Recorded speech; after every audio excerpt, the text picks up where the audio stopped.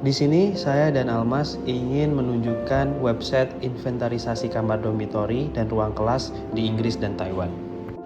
Pertama, kita bisa langsung login untuk bisa masuk ke website.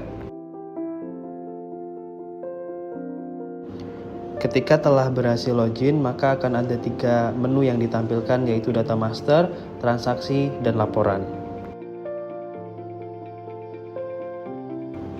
Dalam data master, terdapat 3 fitur, yaitu data barang, data jenis, dan data satuan. Untuk data barang, tampilannya adalah sebagai berikut. Dalam daftar barang ini, kami menampilkan atau memberikan informasi terkait barang-barang yang ada di dormitory maupun di ruang kelas, baik di Inggris maupun Taiwan. Lalu yang kedua ada section data jenis. Di sini terdapat 4 jenis, yaitu single hall accommodation, room 6316, Jaguar building. Selanjutnya adalah data satuan. Kita bisa melihat data berdasarkan pieces, kilogram, mili maupun boxnya. Selanjutnya adalah menu transaksi. Di sini terdapat 2 fitur, yaitu daftar barang masuk dan juga daftar barang keluar. Pada daftar barang keluar, kita bisa melihat nama barang, petugas, dan juga tanggal keluar dari barang tersebut. Selanjutnya adalah menu laporan. Terdapat laporan barang masuk dan juga laporan barang keluar. Kita juga bisa mendownload laporan barang tersebut. Nah, seperti ini. Untuk memudahkan juga ada menu search atau cari.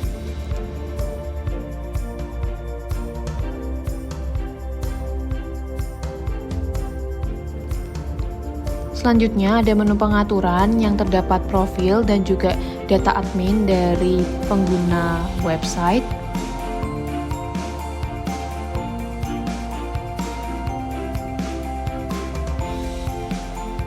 Lalu jika sudah selesai, kita bisa log out.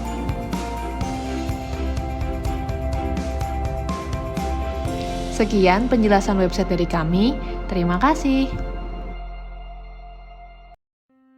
Standar prosedur operasi pengadaan barang dan jasa PT Jasara Harja Persero.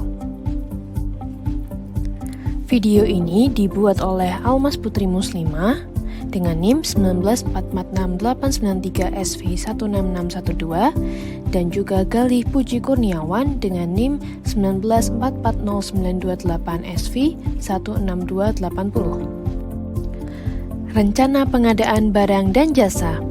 Setiap awal tahun, berdasarkan RKAP yang telah disahkan oleh RUPS, seluruh pengguna di kantor pusat harus menyampaikan rencana jadwal pengadaan barang dan jasa kepada divisi umum.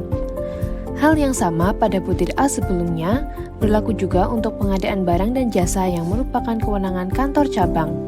Setiap awal tahun, sesuai alokasi anggaran yang diberikan, seluruh pengguna wajib menyampaikan rencana jadwal pengadaan barang dan jasa kepada bagian administrasi unit, SDM, dan umum kantor cabang untuk meneruskan ke divisi umum kantor pusat. Divisi umum atau bagian administrasi atau unit SDM dan umum kemudian mengompilasi semua rencana jadwal pengadaan barang dan jasa pada butir A dan B. Sebelumnya untuk dibuat rencana umum pengadaan atau RUP. Rencana Umum Pengadaan atau RUP yang dibuat oleh divisi umum atau bagian administrasi atau unit SDM dan umum, kemudian menjadi acuan dalam melaksanakan kegiatan pengadaan barang dan jasa. Sebelum kegiatan pengadaan barang dan jasa dilaksanakan, pengguna wajib menyusun, menandatangani, dan menyampaikan kerangka acuan kerja atau KAK. Metode pengadaan barang dan jasa. Metode pengadaan barang dan jasa terdiri dari A. Pengadaan langsung, B. Tender langsung, C. Penunjukan langsung, dan D. Tender. Pengadaan langsung. Pengadaan langsung adalah metode pengadaan barang dan jasa dengan cara melakukan pengadaan barang dan jasa secara langsung yang terdapat di pasar. Dengan demikian, nilainya berdasarkan harga pasar. Syarat pengadaan langsung. Pengadaan langsung dapat dilakukan setelah memenuhi syarat berikut.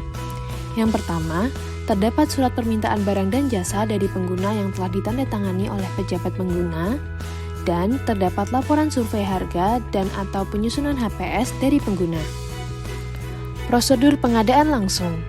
Pengadaan langsung dengan nilai sampai dengan 10 juta rupiah dilakukan dengan cara melakukan pembelian langsung terhadap barang atau pengadaan langsung terhadap jasa yang terdapat di pasar.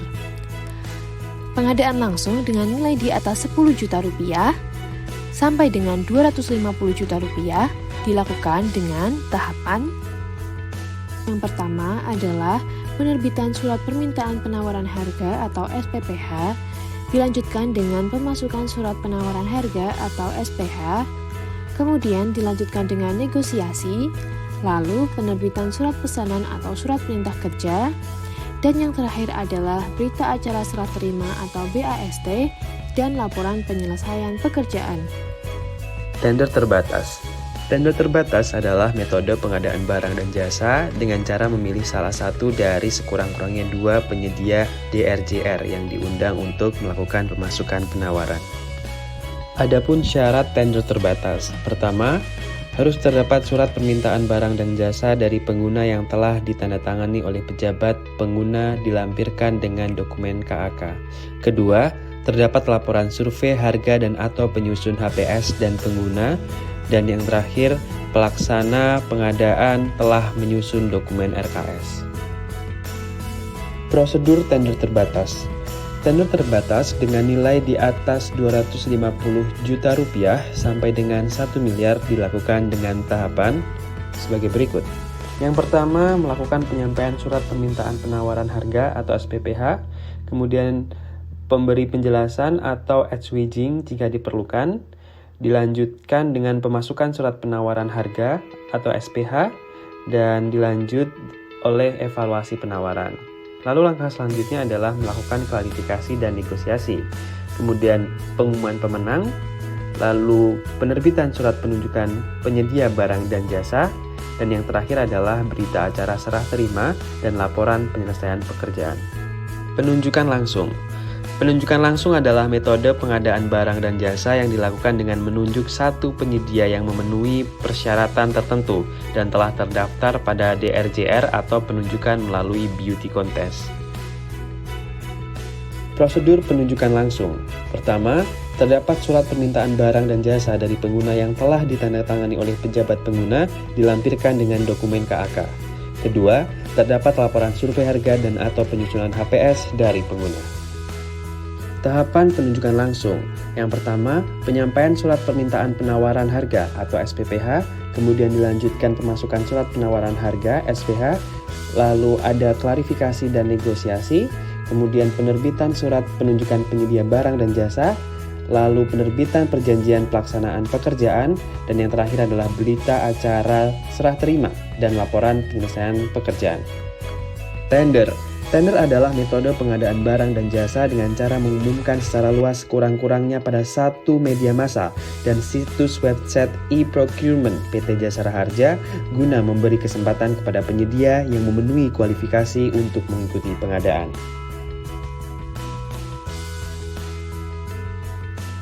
Adapun syarat tender. Yang pertama, terdapat surat permintaan barang dan jasa dari pengguna yang telah ditandatangani oleh pejabat pengguna dilampirkan dengan dokumen KAK. Kedua, telah dibentuk tim pengadaan. Ketiga, terdapat laporan survei harga dan atau penyusunan HPS dari pengguna atau tim pengadaan.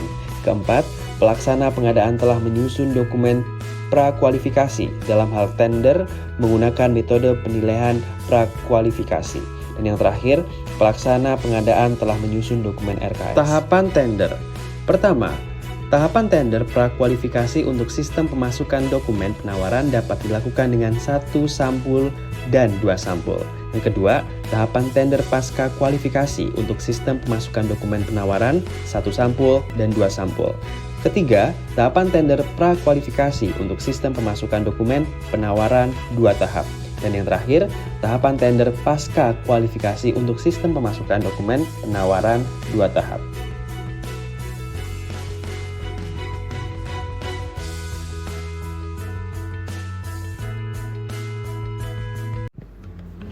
Assalamualaikum warahmatullahi wabarakatuh. Perkenalkan, nama saya Gadi Puji Kurniawan. Di sini saya dengan rekan saya Almas Putri Muslimah ingin memperlihatkan hasil pekerjaan kami dalam membuat sistem informasi manajemen dan plan properti. Di bagian awal nanti pengguna akan diminta untuk login dengan username dan password.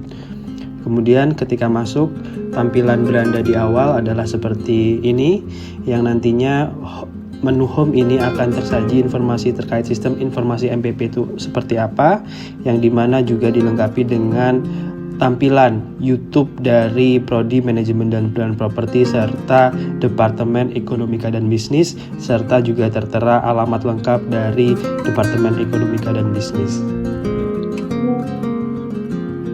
Lanjut ke menu selanjutnya, di sini kami menampilkan menu kedua yaitu event, di mana event ini tersedia informasi upcoming event maupun past event yang relate dengan Departemen Ekonomika Bisnis. Dalam upcoming event itu ada ISMA dan juga LIDM. Kemudian past eventnya adalah pemilihan mahasiswa berprestasi, kemudian kontribusi SWUGM dalam pembangunan ibu kota baru dan lain sebagainya.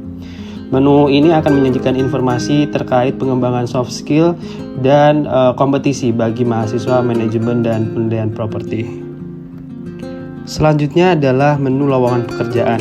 Dalam menu lowongan pekerjaan ini akan disuguhkan berbagai informasi terkait lowongan pekerjaan yang nantinya dapat mempermudah mahasiswa manajemen dan plan properti untuk mengetahui informasi terbaru dan bisa mengapply lowongan pekerjaan yang ada. Selanjutnya adalah menu magang. Nah, di sini tertampil pengertian dari magang mahasiswa dan juga sedikit podcast dari MPP bincang mengenai magang yang tersaji di YouTube, dan juga merupakan data magang dari mahasiswa dan juga sebaran lokasi. Nah, pada menu magang ini terdapat sub input data magang yang bisa diisi oleh mahasiswa yang sedang atau akan melakukan magang. Nah, ini contohnya kami memasukkan nama mahasiswa dari angkatan 2020, memasukkan tanggal magang dimulai, kemudian tanggal magang selesai, dan juga input tempat magang.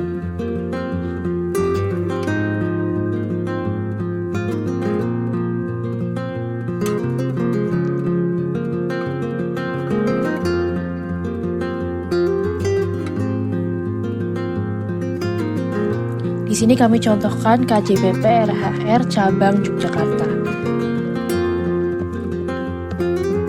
Lalu data tersebut dapat disubmit, dan jika kita kembali ke menu magang, data tersebut akan otomatis tertampil pada menu data magang mahasiswa MPP, dan juga akan masuk juga ke sebaran lokasi magang mahasiswa MPP. Di sini terlihat terdapat KJPP RHR cabang Yogyakarta, Ana dan Rekan, MBPLU, dan juga Pung Zulkarnain dan Rekan, dan lain sebagainya.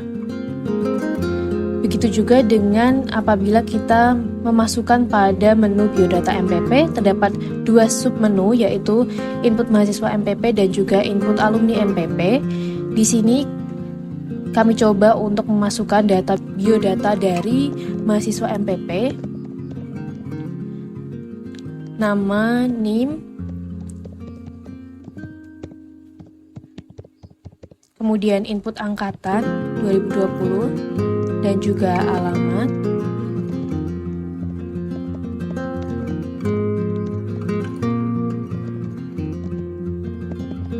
tempat lahir, tanggal lahir,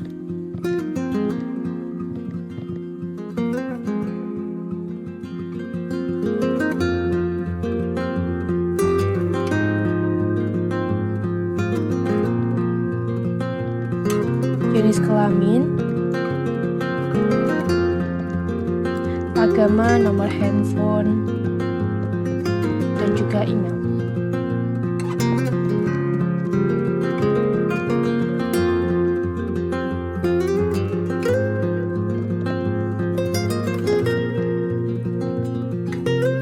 Data ini nantinya juga akan otomatis masuk pada menu daftar mahasiswa MPP seperti tertampil di bawah ini. Begitu juga akan terjadi hal yang sama apabila kita menginputkan data pada input alumni MPP.